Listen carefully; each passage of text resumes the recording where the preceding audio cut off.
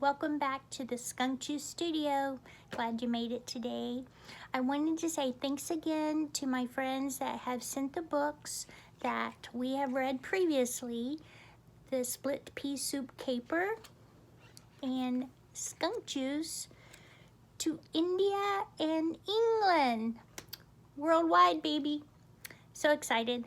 All right, today we have book number 3, Operation Funny Bone. Another true story, yeah, I like the true stories, about the mouse that lived in my office desk drawer while our office was being remodeled. What happened to the mouse? Let's see. Operation Funny Bone. Hello, please let me introduce myself. Excuse me. My name is Theodore Tubbles. You can call me Tubby. This is the story of how I barely escaped by the hair of my chinny chin chin and by my whiskers when the old office building I was living in was ready to be demolished. I mean blown up, torn up, thrown up as a pile of rubble, or call it scrap, or call it trash, or call it a major, I mean giant, no big, no humongous, no supercalifragilistic, super trash pickup day. You see, I used to live in the back of an old desk drawer that belonged to a little old lady named Mrs. O'Higgins. She sat in one great big open office with other people who sat at their desk and spent their days drawing crazy shapes on their computers. All of the men looked kind of nerdy, kind of funny, looking like engineers. They were always too serious and never had any good food crumbs left over. Any crumbs that were dropped, they quickly picked up and ate. You would think they had never eaten before. Mrs. O'Higgins seemed to be the only happy one in the office, and her leftover crumbs were always the best. My comfy bed was hidden behind Mrs. O'Higgins' files in the back of her dusty, creaky bottom desk drawer. I could always tell when she just about to open the drawer of my secret rollaway apartment. Hearing the sound of the creak of her chair, my ears would always perk up, and then I would jump out the back of the drawer quicker than like being caught in the same room with a cat. There were always lots of other desks in the office, but the best leftover crumbs always came from Mrs. O'Higgins' desk. She brought her lunch every day. I had her scheduled down to the lasty, tasty tidbit. After she ate her breakfast at her desk, she would go and get more coffee. That's when I would go into race form. I would grab my trusty backpack and spring into action when I heard her chair squeak and her step away. I had just a couple of minutes for a crummy mission before she would return. First, I would climb up the back of her computer, poke my head out, look left, look right, and look all around to make sure the coast was clear. Tip along her computer keyboard, careful not to press the keys with my feet and pick up the crumbs that had messed her mouth.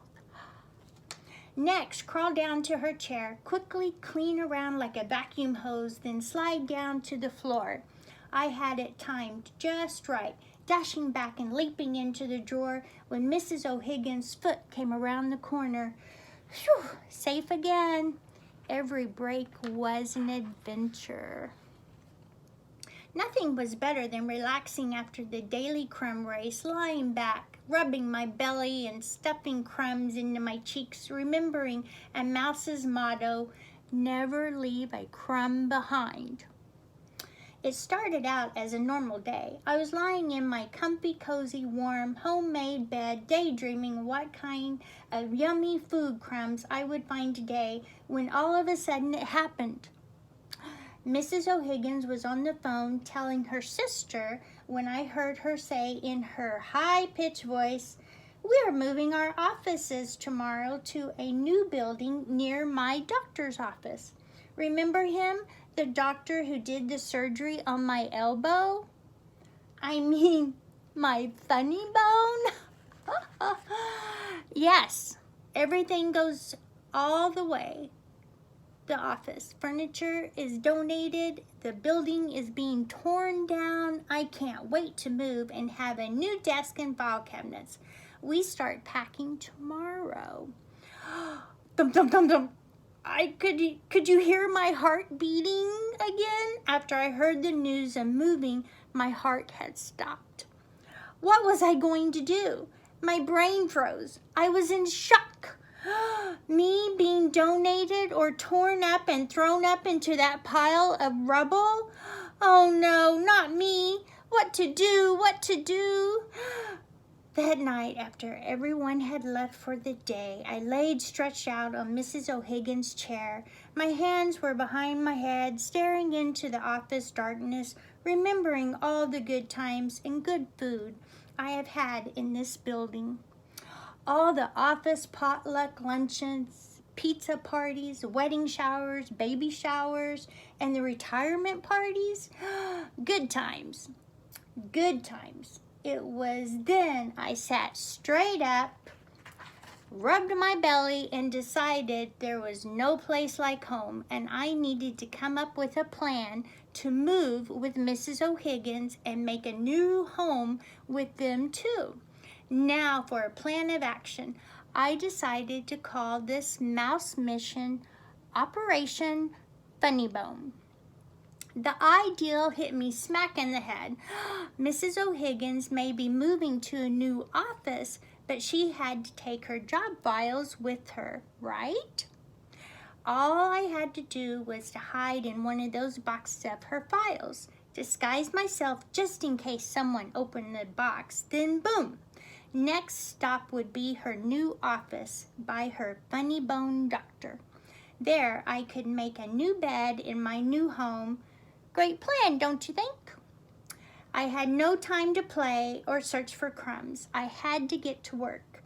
Things I needed for this moving mission were 4 paper clips, a scotch tape, 4 thumbtacks, a black marker, Band-Aids, just in case, of course, my trusty backpack filled with my emergency leftovers. It was going to be a long day.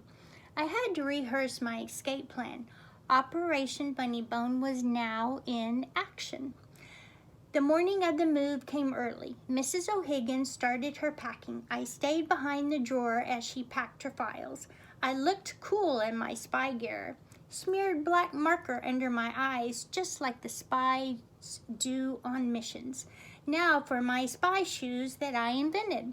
I taped the paper clips to look like Eskimo snowshoes around my feet with the thumbtacks pointing upside down and their sharp points sticking out. Kids, do not try this at home. I am a professional. Kinda. Now, with those tacky sandals, I could stay stuck to the paper files or the cardboard box if it were turned upside down. As soon as Mrs. O'Higgins was finished packing her last box of files, and while she was turned, I went into action. Sliding the box lid over, I hopped into the last box, slid the lid closed, stuck to the files, and was ready to be moved to my new home. It had been a very bumpy ride in the moving truck to the new office. The movers placed Mrs. O'Higgins' file boxes in her new office cubicle. Uh-oh, we have a problem. The box I was in was on the very bottom of the stack. I needed to have my box on the top. The boxes were too heavy to move. I could not push the lid open. What does a mouse do best but chew? Excuse me. So I started chewing holes, taking bits of that dried out, tasteless cardboard. Chewing went slowly. It was going to take me a while to chew a big hole enough for me to get through. But wait a minute. I did not want to leave a mess or any evidence. I didn't want Mrs. O'Higgins to think that she had a mouse in her new office. I did not want her to call an exterminator. Eek! No, I think I better be patient and sit there and wait for her to open the box. It was not long before I heard the box above me being moved.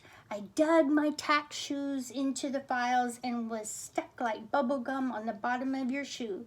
Slowly, I pushed open the box lid and peeked out. Everything was so bright, clean, and shiny. My heart warmed and my cheeks went rosy when I saw Mrs. O'Higgins. Phew. I told myself I saw her hand coming towards me. I gripped tightly while stuck to one of the job files as Mrs. O'Higgins grabbed a stack of files, moving it to the bottom desk drawer, barely missing my tail. Wow, I almost went flying. As soon as the files landed in the cold, dark metal drawer, she closed it shut. I took my hands and feet out of my office spy-made sandals. Home safe. Coast is clear. Excuse me. This drawer was bigger than the old one I had. The rest of the day I stayed in my new drawer and broke out my leftovers, set up a mini picnic and took a mouse cat nap, laying my tired head on my trusty backpack. The hard part was over now. After everyone had left for the day, it was time to explore. I stood on the new desk, hands on my hips, and happily squeaked as loud as I could. There is a new mouse in the office, and that's me, Tubby Tubbles. Wait, hey, wait a minute, I said out loud as my whiskers stood straight out. I smell pizza! I could see the break room. I could smell the leftovers. This was so sweet. They had donuts too. Sprinkles were my favorite. The colors were so bright and I could use them to decorate my room. I took my lucky backpack and stuffed it with goodies while stuffing my cheeks too. Along with the crumbs, I found lots of shredded paper and bubble wrap from the moving boxes. This is going to be great stuffing for a new bed in my new home. It took working all night making a new cozy, comfy bed in my new desk drawer. I look forward to my new home, my new break room, my new trash cans, all the joys of a happy mouse. Operation Funny Bone was a success. This new mouse in the house is more like a new mouse in the house that my friend is home sweet home. The squeaky end. Thank you for listening and reading along with me. I hope you enjoyed Operation Funny Bone. Next week, we'll have another new book, and it is about, what do you see behind me? Stuffed animals. Yep, we all had one. We had them, we have them. They're everywhere, but they're our friends in our hearts too. Anyway, I want you to have a great week ahead, and remember, read, wash your hands. Read, wash your hands. Read, wash your hands. Read, wash your hands. Thanks again. Heart. See you later. Bye.